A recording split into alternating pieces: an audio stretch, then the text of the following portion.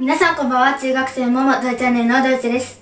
今回は電子レンジで作るガトーショコラを作っていきます。まずは刻んだチョコレート1枚分とバター 30g を入れて電子レンジで1分半加熱して溶かしていきます。よく溶かします。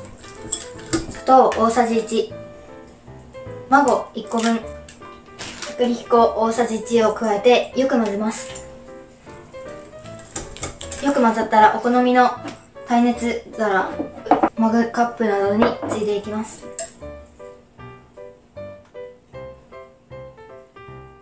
電子レンジに1つずつ入れて2分ほど温めていきます。もう星4点。